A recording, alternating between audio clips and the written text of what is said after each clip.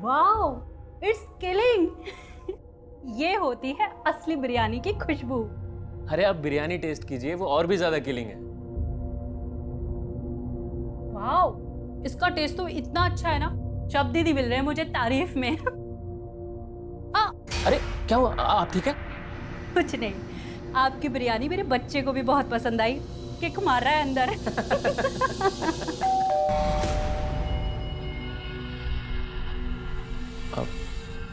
मैं देखता हूँ। हाँ। गंदी बात होती है। शक तुम? तपन दादा, मैं तो बिरयानी देने आया था। अरे प्रतुल बेटा, तुम तो बड़े अच्छे लग रहे हो, मुझे लगा के हैं। ताना बच्चे नहीं बुरे होते हैं। आप तो मुझे बुरा ही बोलोगे। इकरा के पापा जो हो। प्रतुल, अंकल से ऐसे बात नहीं करते ना। प्रतुल, प्रतुल। अच्छा मैं चलता हूँ। तपन दादा, आप और प्रतुल भी बिरयानी टेस्ट कीजिएगा। हाँ, खुदा हाफिज। खुदा हाफिज।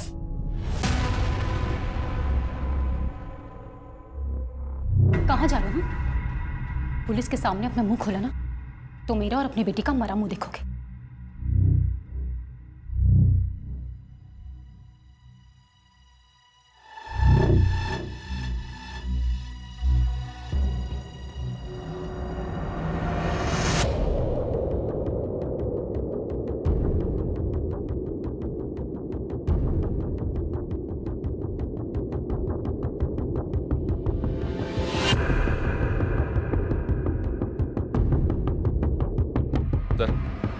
घर में फोर्स एंट्री के साइन नहीं मिले सर। 3 मर्डर्स हैं। किलर शायद एक से ज्यादा होंगे और मेन दरवाजे से ही घर के अंदर आए होंगे।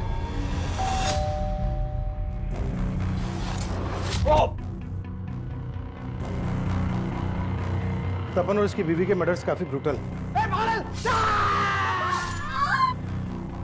और यहाँ इनके बच्चे को देखो।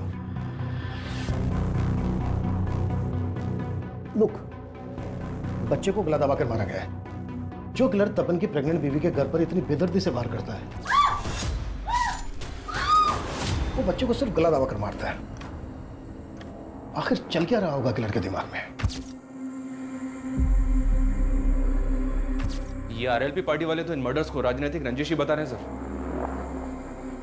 इन लाशों का हाल देखकर तो गहरी रंजिश लग रही है। ऐसा लग रहा है कि एंगल पर्सनल रहा होगा। अगर किलर्स मेन डोर से आए होंगे तो शायद उनके लिए दरवाजा खोला गया होगा। मे बी तपन की फैमिली के जान पहचान वाले रहे हों। गौतम, आसपास पता करवाओ, शायद कल रात किसी ने किसी को आते जाते देखा हो। सर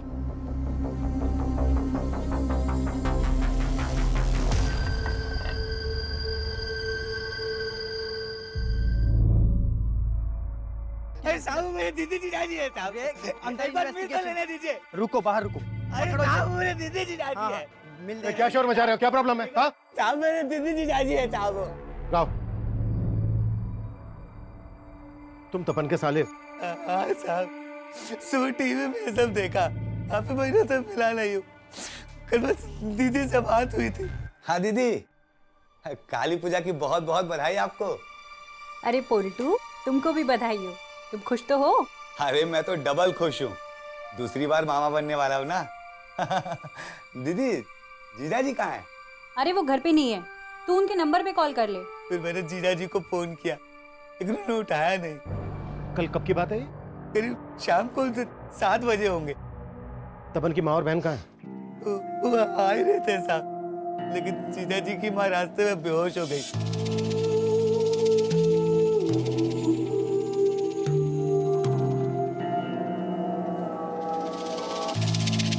कल रात आपने किसी को तपन के घर पे आते जाते हुए देखा था? हमने नहीं देखा साहब।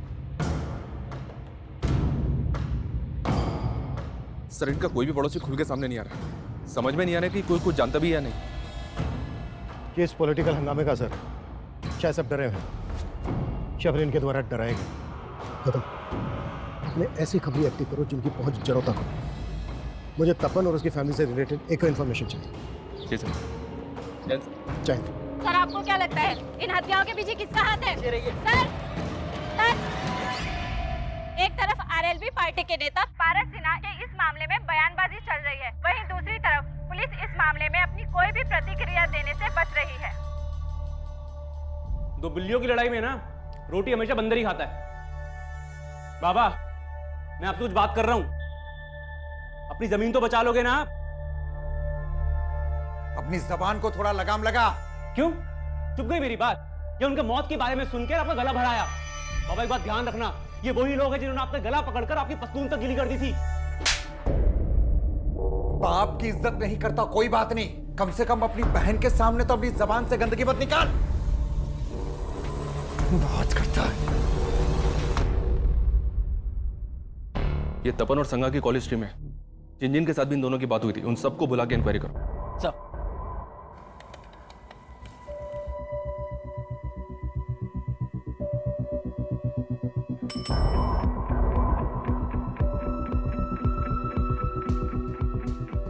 तपन को क्यों कॉल किया था? सर, तपन दादा को मैं जानता हूँ और उस दिन मैंने सिर्फ काली पूजा की बधाई देने के लिए उनको फ़ोन किया था। उस दिन तपन जी और मैंने एक दूसरे को काली पूजा की बधाई दिए थे। हो सकता है काली पूजा का बहाना लेकर कोई सच छुपा रहा हो, हम किसी को हल्के में नहीं ले सकते।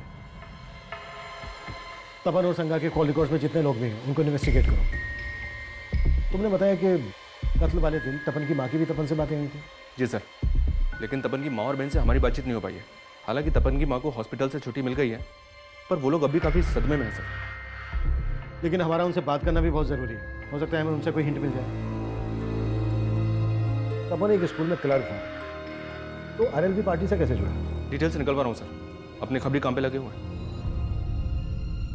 एक तरफ तपन के परिवार की हत्या को लेकर सियासी तू-तू मैं बढ़ रही थी और वहीं दूसरी तरफ पुलिस को लग रहा था कि तपन उस राजनीतिक दल का कार्यकर्ता ही नहीं था जिस दल के कुछ लोग इस सारे मुद्दे को इतना तूल दे रहे थे। हत्यारे को फांसी दो, फांसी दो, हत्यारे को फांसी दो, फांसी दो। हमारी पूरी हमदर्दी है उस परिवार के साथ, लेकिन आरएलबी पार्टी की यह गलत रवैया इस राज्य का माहौल खराब कर रहा है। तो क्या राजनीतिक षड्यंत्र की आड़ लेकर इन हत्याओं के असल मकसद को दबाया जा रहा था? और अगर ऐसा था तो वो असल मकसद क्या था?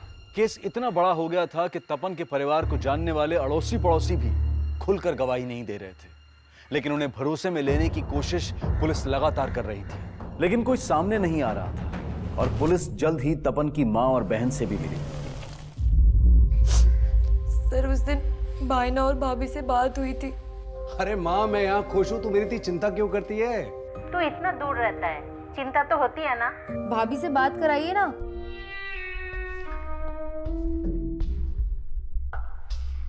सागा, हाँ क्या हुआ? माँ का फोन है, बात करना चाहती है। अरे माँ, कैसी हो आप? और उर्मी, क्या चल रहा है?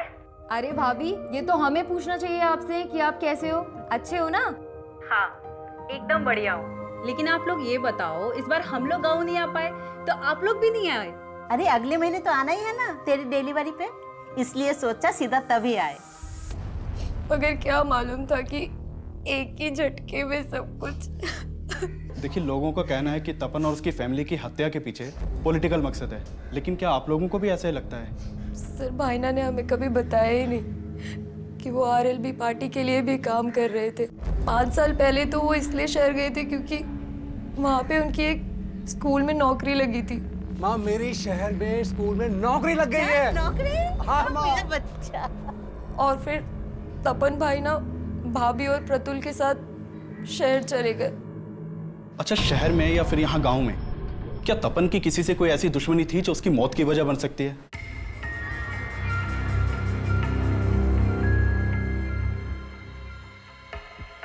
सर, तपन के घर से जो सामान मिला था उसमें डायरी भी थी, इस पे तपन की बीवी का नाम लिखा हुआ है, उसी की होगी।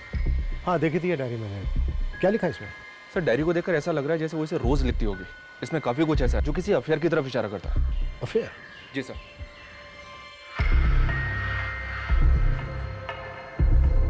हमारे रिश्तों में वो गर्माहट नहीं रही। कभी तुम मुझे गलत समझते हो, कभी मैं तुम्हें। सागा, हाँ क्या हुआ? माँ का फोन है, बात करना चाहती है। अरे माँ, कैसी हो आप?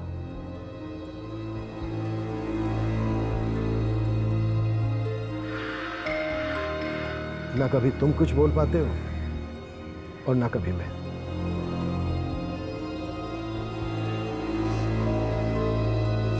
हमारा सिर्फ एक ही दुश्मन है और वो है तपन का बाप।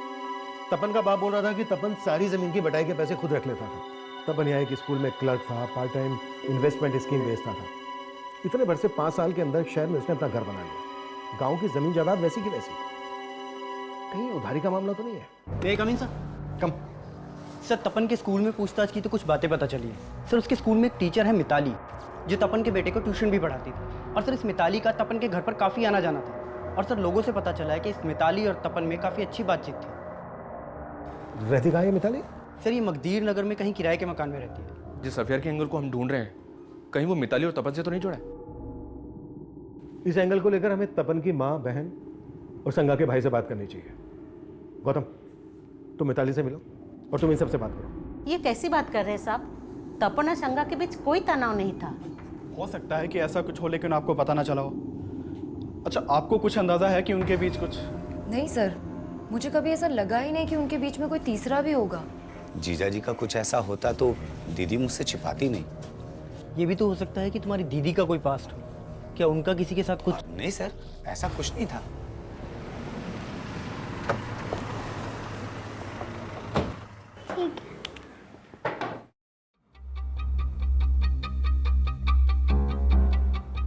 सर, काली पूजा वाले दिन ही मैंने आखिरी बार तपन जी और प्रतुल को देखा था। मैं काली हूँ और तू दानव, मरना तो पड़ेगा। नहीं, मैं मारूंगा तुझे। नहीं, मैं मारूंगा। अरे ये क्या हो रहा है? उठो बेटा, उठो, आप उठो। उठो उठो उठो उठो। ये क्या कर रहे बेटा? मुझे घर जाना है। फिर वो प्रतुल को ले गए और अगली सुबह उन सबके मर्डर का पता चला। देखिए, हमें पता चला है तपन और संगा का रिलेशन ठीक नहीं चल रहा था। आपका तो उनके घर भी आना जाना था। इसकी हिंट तो होगी आपको? नहीं सर, मुझे तो कभी ऐसा कुछ नहीं लगा। जब भी उनके घर जाना होता था दोनों खुश ही लगते थे। प्रतुल ने जब से आपकी क्लास ज्वाइन किया ना, बहुत अच्छा कर रहा है। अच्छा तो करेगा ही।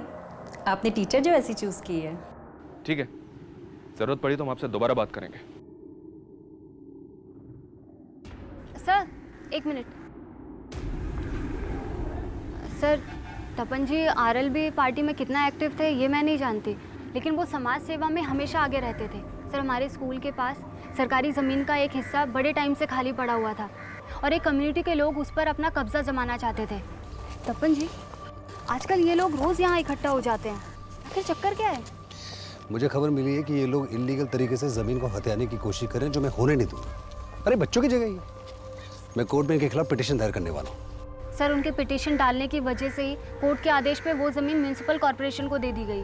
तो मतलब आप कहना चाहती हैं उन लोगों ने तपन के परिवार को? हो सकता है। उनका नेता उस्मान बड़ा ही दबंग आदमी है। हो सकता है उसको पता चल गया हो कि वो पिटीशन तपन जी ने ही फाइल की थी। सर, मिताली की बात सही निकली कि तपन ने उस्मान और उसके कुछ आदमियों के खिलाफ पिटीशन फाइल की थी। ये उस्मान तपन के घर के नजदीक ही रहता है। मानी को भेजा है उस्मान को बुलाने के लिए।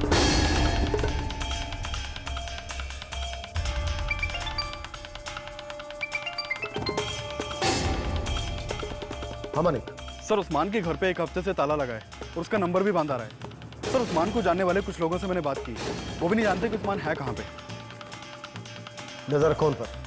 वो जरूर जानते होंगे कि इस वक्त उस्मान कहाँ है और उस्मान के लिए लुकआउट नोटिस जारी करना। सर, उस्मान के गायब होने का तो यही मतलब निकलता है कि वो इन मर्डर्स में इन्वॉल्व है।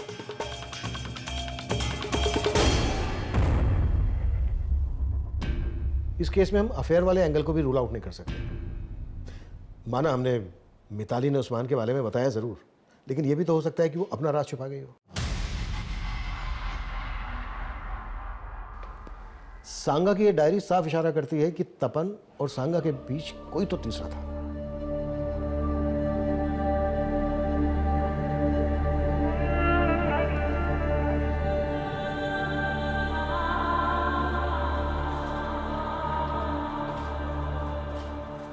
कहाँ भाग रही थी? जब तक लॉज का बिल नहीं भर देती ना, तो यहाँ से नहीं भाग सकती है। मैंने कहा ना मेरे पास पैसे नहीं है। मेरी किस्मत मारी गई थी जो उसके कहने पर मैं यहाँ आके रुकी। उसने कहा था कि काली पूजा की रात वो यहाँ आ जाएगा, पर अभी तक नहीं आया। काली पूजा से 15 दिन हो गए हैं और 15 दिन के मुझे पैसे चाहिए, समझी? चल अंदर। नहीं। अरे चल। नहीं नहीं, क्या नहीं, चल। बंद करो इसकी खिदमत। कोई जरूरत नहीं है फालतू बिल बढ़ाने की, समझे? और निगरानी रखना। सर मैंने तपन और उसकी बीवी के बैंक ट्रांजैक्शन चेक किए। 2 महीने पहले तक उनके अकाउंट में काफी पैसा था, लेकिन अब उनके अकाउंट में काफी कम पैसा है। और एक बात, संगा के अकाउंट से सुब्रतो बनर्जी के अकाउंट में लगातार हजारों रुपए ट्रांसफर हो रहे थे। ऐसा क्या है जो एक हाउसवाइफ इसके अकाउंट में इतना पैसा ट्रांसफर कर रही थी? है कौन ये? इसके बैंक अकाउंट के थ्रू मैंने इंक्वायरी की तो पता चला कि इसने हत्या से कुछ ही दिन पहले अपना अकाउंट क्लोज करवाया था। जो नंबर इसने अकाउंट से लिंक किया हुआ था वो भी बंद है, जो एड्रेस दिया हुआ था वहां से भी घर खाली कर चुका है। हो सकता है सर ये वही तीसरा हो जिसके साथ संगा का अफेयर था।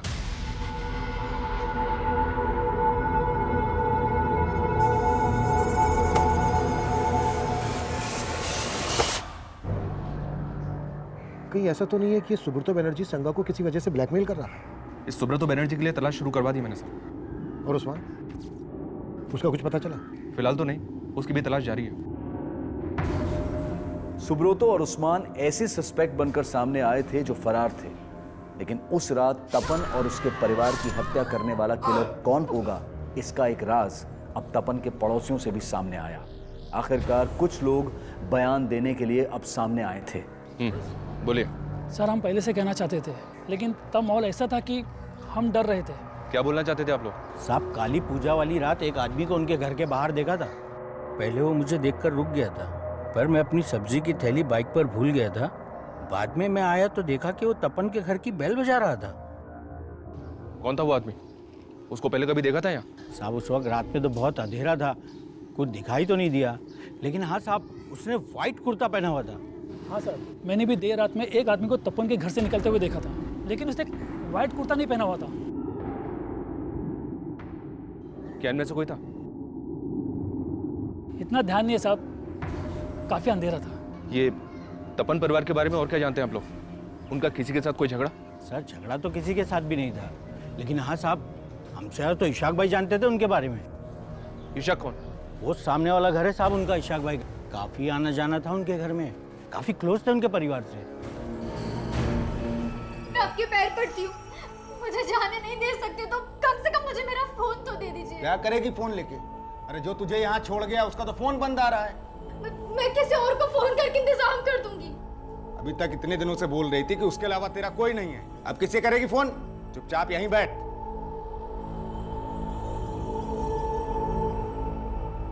हमने उस दिन भी आप लोगों से बात की थी, आपका इतना मेल जोल था उनसे, फिर भी आपने हमें कुछ नहीं बताया। अरे सर, कुछ पता होता तो बताते ना। हमने कहा ना, हमने उस रात कुछ नहीं देखा। लेकिन तपन और उसकी फैमिली के बारे में तो काफी कुछ पता होगा ना। हमें पता चला है कि तपन और संगा के बीच कुछ भी ठीक नहीं चल रहा था। इसकी वजह क्या होगी? पता नहीं सर, हमने तो ऐसा कुछ नोटिस नहीं किया, और हमें तो यही लग रहा था कि वो दोनों खुश ही होंगे। सर, सुब्रतो के बारे में पता किया। सुब्रतो एक हिस्ट्री शीटर है और 420 के केस दर्ज है उसके नाम पे। सर, सुब्रतो लोगों का पैसा पोंजी स्कीम में लगवाता था और फिर गायब हो जाता था। अलग अलग शहरों में अलग अलग नाम से कई बैंकों में अकाउंट मिला है उसका, और सब काफी समय से वांटेड है। तो क्या इसने संगा के साथ भी फ्रॉड किया होगा? इस वक्त कहाँ है? ये तो नहीं पता सर, लेकिन कलिंगा पुलिस उसे काफी समय से ढूंढ रही है और उन्हें उसकी एक लीड भी मिली है। उन्हें लगता है कि वो फूलबनी में छिपा हो सकता है। उनके टच में रहो, किसी भी हाल में हमें ये सुब्रतो चाहिए। Okay sir.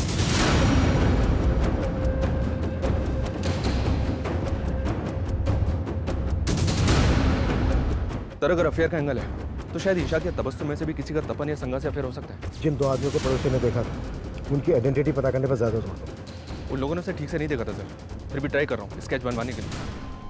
तपन के घर के बाहर देखे गए अनजान आदमी का स्केच बनवाने की पुलिस ने कोशिश तो की, लेकिन जो स्केच बनकर सामने आया उसको पहचान देना नामुमकिन नजर आ रहा था। सर, उस्मान के बारे में पता चला। ये उस्मान इशाक की बीवी तबस्सुम का दूर का रिश्तेदार भी है।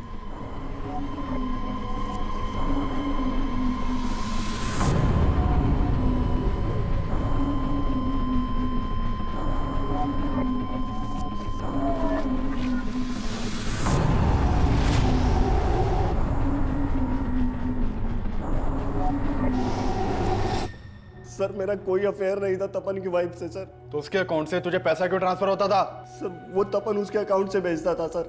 सर, मैं ऐसे बकरे तलाशता रहता था जो मेरे जाल में फंस जाए। मैंने उसको एक फेक स्कीम सुनाई थी और मेरे जाल में फंस गया। देखो दादा, ये ऐसा इन्वेस्टमेंट प्लान है कि राउंड अप में इंटरेस्ट मिलता है इस पे। 2 साल का स्कीम है, आपके पास जब जब पैसे हो तब तब इन्वेस्ट करते रहना। 18% ब्याज के साथ सारा पैसा वापस मिलेगा। अच्छा? जी दादा, और मैं चाहता हूं कि आप इसमें इन्वेस्ट जरूर करो। लेकिन सर वो मेरे लालच के बाद मेरे जाल में फंस गया और मैं जितना पैसा वसूल सकता था मैंने वसूला। लेकिन सर आप मेरा विश्वास कीजिए सर, मैंने किसी को नहीं मारा सर, मैं सच बोल रहा हूँ सर, मैंने किसी को नहीं मारा। तपन, उसकी बीवी संगा, उनका बेटा प्रतुल, सबसे जुड़े ऐसे कई रहस्य थे जो इस केस को लगातार उलझा रहे थे। तपन के पिता अरेंदु, उनका बेटा लखन, उस्मान, सुब्रोतो, इशाक और तबस्सुम, ये सभी सस्पेक्ट थे। लेकिन इनके अलावा भी कई नाम और चेहरे थे जिनसे पुलिस का अभी तक परिचय नहीं हुआ था। और इन सब के बीच पुलिस को एक बड़ी कामयाबी मिली, उन्हें मर्डर वेपन मिला। सर यहाँ थैली में ये खून से सना हुआ कुर्ता मिला है। सर इस कुर्ते में सब जगह खून लगा हुआ है। और सर एक कोयता मिला है, इसमें भी काफी खून लगा हुआ है। सर ये सारा सामान यहाँ डंप किया गया था। आइए सर। सर इस सब सामान को इस थैली के अंदर डाल के इस पत्थर के पीछे यहाँ डंप किया गया था। सर ये आदमी सुबह यहाँ से जा रहा था, इसने ये थैली देखी और हमें इन्फॉर्म किया। सर ये जगह तपन के घर से ज़्यादा दूर नहीं है। एक विटनेस ने बताया था कि हत्या वाली रात को एक आदमी व्हाइट कुर्ते में तपन के घर के बाहर देखा गया था। ये कोयता मर्डर वेपन हो सकता है सर।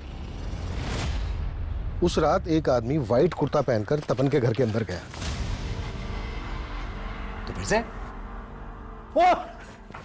और जब घर से बाहर निकला उसने नीले रंग की कमीज पहनी हुई थी। हो सकता है ये कोई दो नहीं बल्कि एक ही आदमी हो जो अपने साथ कपड़े लेकर गया और मर्डर करने के बाद उसने कपड़े चेंज कर लिए और फिर व्हाइट कुर्ता और कोयता लाकर इस पत्थर के पास डंप कर दिया। आसपास पता करवाओ, शायद काली पूजा की रात को उस किलर को किसी ने यहाँ पर ये सब डंप करते हुए देखा हो। Okay sir.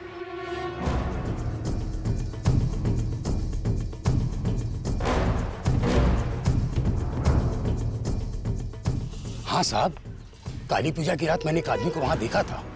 रात देर हो गई थी, मेले से वापस आ रहा था, उसी समय मेरी नजर उस पर पड़ी।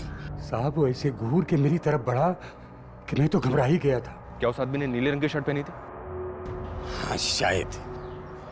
उस आदमी की तस्वीर बनवाने में क्या आप हमारी हेल्प कर सकते हैं?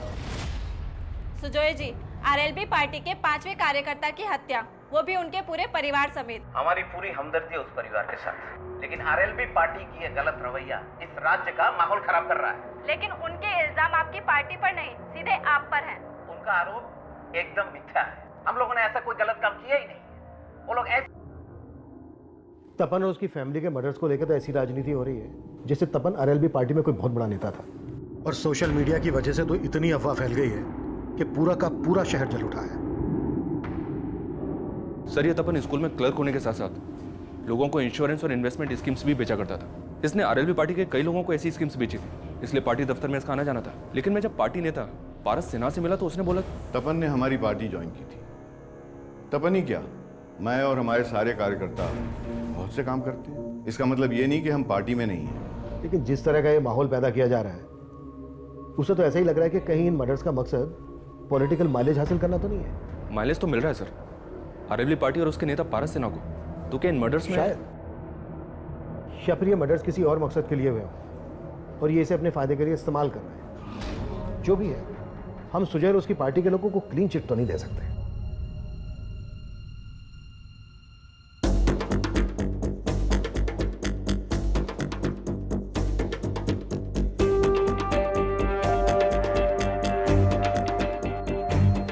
सर ये स्केच उन स्केचेस से अलग है जो तपन के पड़ोसी ने बनवाए थे। सर एक मिनट, सर ये आदमी कहीं देखा देखा लग रहा है। हाँ सर, इसे तो हमने पूछताछ के लिए बुलाया था।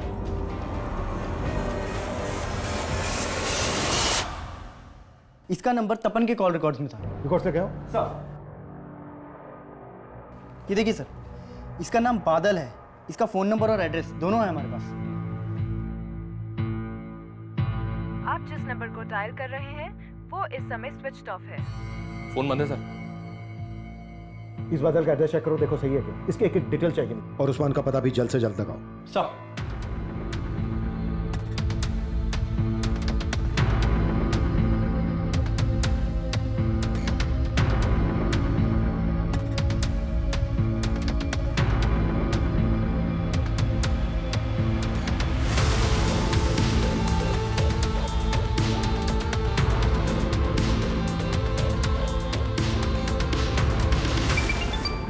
हाँ गौतम बोलो। सर बादल के घर पे भी ताला लगा हुआ है। और एक बात, आसपास इंक्वायरी की तो पता चला कि बादल पास के गांव की एक लड़की को भी भगा ले गया था। लड़की भगा ले गया था? पता करो इस लड़की का इसके इससे कोई कनेक्शन है क्या?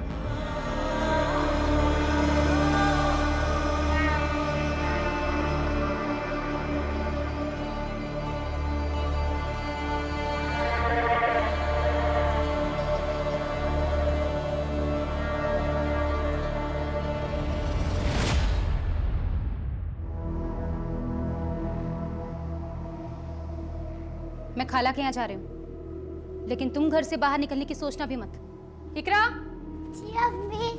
तुम्हारे अब्बू घर से बाहर निकले तो फौरन मुझे फोन करना।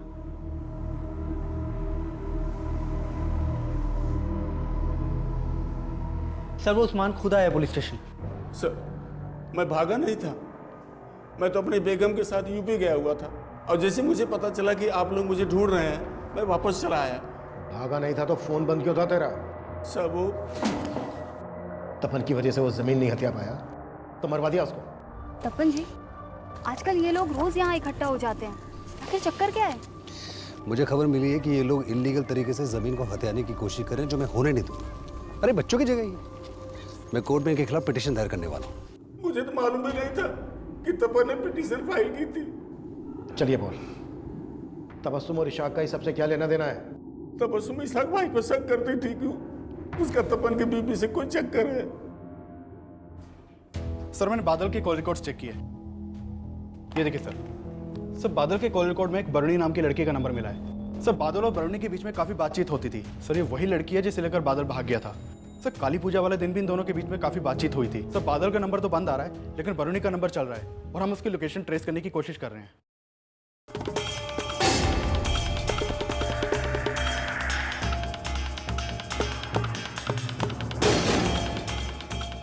देखिए मुझे अभी से ले जाने दीजिए, मेरे पास अभी पैसे नहीं है। मैं आपको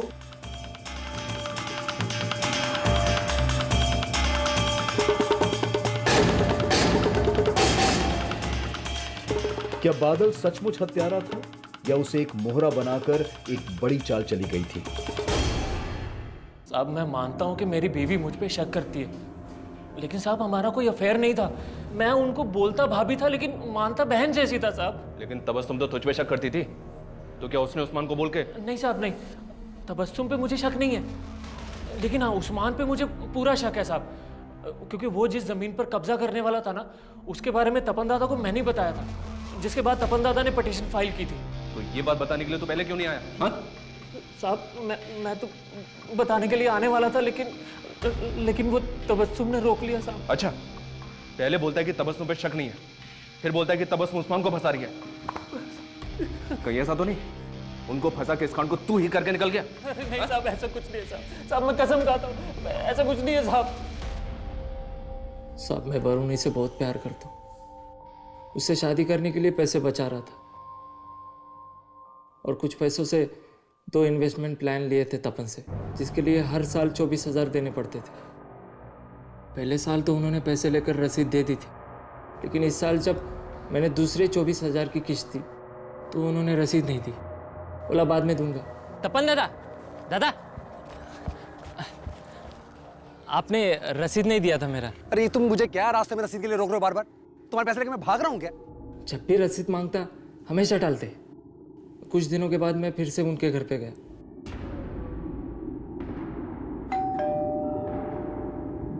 नमस्ते भाभी। तुम फिर आ गए? वो तपन जी से मिलना था मुझे। अरे कितनी बार तुमसे बोला यहाँ मत आया करो, बार बार मुंह उठा के चले आते हो। भाभी को परेशान कर रहा है, क्यों आया तू यहाँ पर? दादा आपने बोला था आज आप मुझे रसीद दे दोगे, दे दो ना मेरी रसीद। तुझे मैंने कहा है ना कि रसीद बन जाएगी तो तुझे बुला के दे दूंगा ना। आप मुझे पैसे नहीं दे रहे, रसीद नहीं दे रहे, इसका मतलब आप मुझे धोखा दे रहे। मैं धोखा दे रहा हूँ? धोखा दे रहा हूँ? अब चल निकल यहाँ से। तो कौड़ी का आदमी नगदर मत आना यहाँ पर। साहब तपन और उसकी बीवी ने मुझे बहुत बेइज्जत किया था साहब। उस दिन ऐसा लगा कि वो तपन जिसने पैसा जोड़कर आज ये मकाम हासिल किया था, उसे मुझ जैसे एक छोटे से इंसान के मेहनत के पैसे की कोई कदर ही नहीं। मेरा माथा ठनक गया साहब, और मैंने सोच लिया कि मैं इन दोनों को बताऊंगा कि एक छोटा सा इंसान अपनी मेहनत की कमाई के लिए क्या कर सकता है। तुम्हें फिर से ए, क्या कर रहा है तू?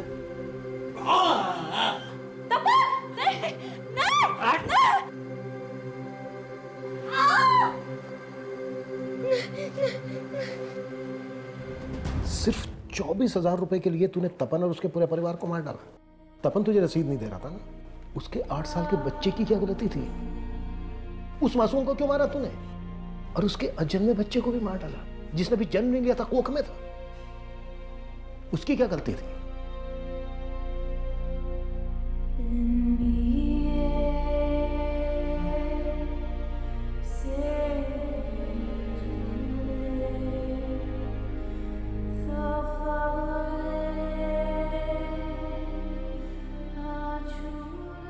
जिस सरगर्मी से इस केस की शुरुआत हुई थी, उतना ही सहमा हुआ इसका अंत था। सिर्फ 24,000 रुपए की एक रसीद को लेकर हुई कहासुनी ऐसी जघन्य हत्याओं की वजह बन गई। पर तपन और सांगा के बीच जिस तीसरे इंसान को तपन और सांगा के तनाव की वजह समझा जा रहा था, उस बारे में पुलिस को कुछ भी नहीं मिला था। अपने परिवार को एक बेहतर जिंदगी देने के लिए तपन ने उम्र भर संघर्ष किया, और जैसा कि मिताली की कहानी के नायक के साथ हुआ, एक समय के बाद तपन को भी कामयाबी की चाबी मिल ही गई। लेकिन समय के साथ उसकी परछाई में ऐसी सेंध लगी कि वो बादल के लिए नायक से खलनायक में तब्दील हो गया। ये खुलासा जितना चौंकाने वाला था, उतने ही चौंकाने वाले थे वो दावे जिनको लेकर बड़े बड़े भ्रम फैलाए गए और आरोप प्रत्यारोप का विभत्स खेल खेला गया। ये ऐसी ही भ्रांतियां हैं जो किसी बेकसूर को मॉब लिंचिंग का शिकार बना देती हैं, कहीं पत्थरबाजी तो कहीं आगजनी। ये भ्रांतियां हमारे समाज को भटका रही हैं। इसलिए हमेशा ऐसी भीड़ का हिस्सा बनने से बचें जहां पर तर्क वितर्क का नहीं, सिर्फ कुतर्क का हल्ला मचता हो। अब मैं अनूप सोनी आपसे विदा लेता हूं। फिर मुलाकात होगी क्राइम पेट्रोल सतर्क के ब्लैक हेडलाइंस अध्याय में एक और नए केस के साथ। और याद रखें, क्राइम और आपके बीच में सिर्फ इतना फर्क है कि आप कितने सतर्क हैं। सतर्क रहें, सुरक्षित रहें। जय हिंद।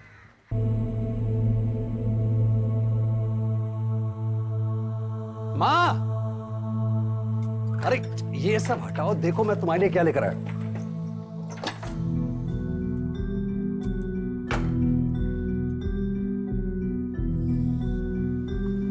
साफ दिखाई दिया? दिख रहा है ना साफ?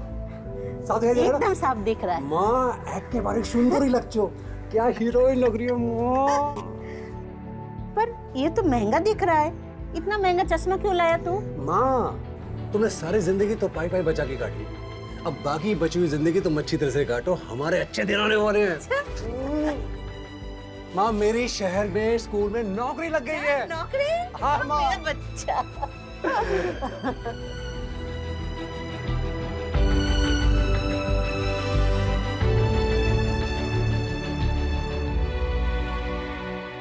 अरे माँ, मैं यहाँ खुश हूँ, तू मेरी इतनी चिंता क्यों करती है? तू इतना दूर रहता है, चिंता तो होती है ना। काश तू इस बार काली पूजा में गांव आ पाता तो। अरे माँ, भाई ना कैसे आते? भाभी इतना लंबा सफर थोड़ी ना कर सकती है इस वक्त। हाँ मेरी माँ, जानती हूँ। तपन बहू कहाँ है? और प्रतुल भी दिखाई नहीं दे रहा है। अरे माँ, प्रतुल तो पूजा करने के साथ ही बाहर चला गया है। आपको तो पता है उसको रोकना बड़ा मुश्किल काम है।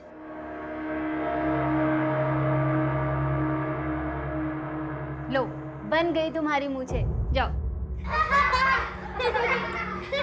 मुझे नहीं बना दानव वानव। बेटा, दानव तो लड़कों को ही बनना पड़ता है, और आप तो महादानव शुंभ हो। आपको डरना नहीं है, डराना है, गुस्से से ललकारना है। ओ कालिका, तुम में अगर शक्ति है तो मुझसे युद्ध करो, ऐसे। और आपको काली बन के प्रतुल यानी महादानव से युद्ध करके उसे मार गिराना है। नहीं नहीं मैडम, मैं नहीं मारूंगा, और इस इकरा से तो बिल्कुल नहीं।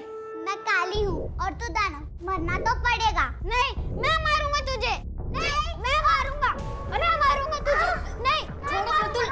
नहीं, मैं नहीं मारूंगा। छोड़ो उसे। मम्मी, पहले ये दानव की मूंछें निकाल दो, वरना वो आके मुझे मार देगी।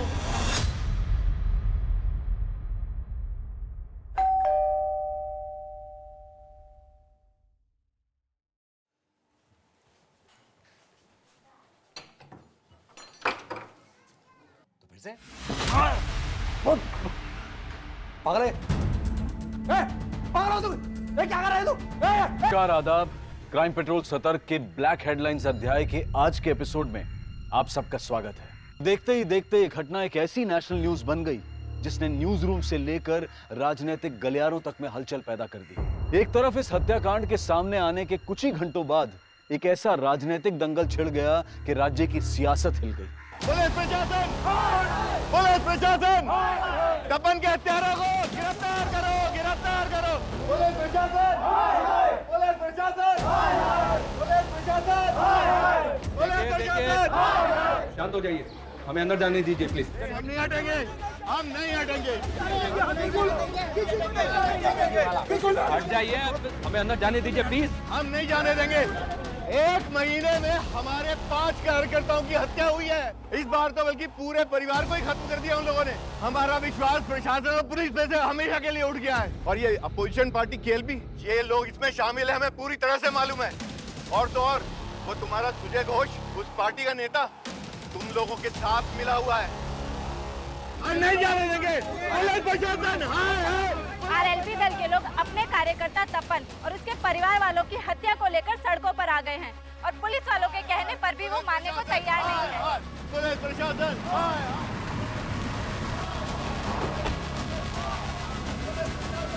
जैन सर, इनको कंट्रोल करना बहुत मुश्किल हो रहा है सर। क्राइम सीन पे भी नहीं जाने दे रहे। इन लोगों के तपन की फैमिली वाला भी है? नहीं सर, उसकी माँ और बहन गांव में रहते हैं, अभी तक पहुंचे नहीं है।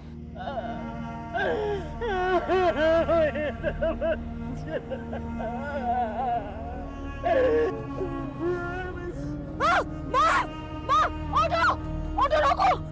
माँ क्या हुआ? माँ क्या हुआ? माँ पुलिस प्रशासन, पुलिस प्रशासन, पुलिस प्रशासन। देखिए, शांत हो जाइए, पुलिस प्रशासन, शांत हो जाइए प्लीज। देखिए, इस वक्त मैं एक पुलिस ऑफिसर के नाते नहीं बल्कि एक इंसान होने के नाते आप लोगों से बोल रहा हूँ।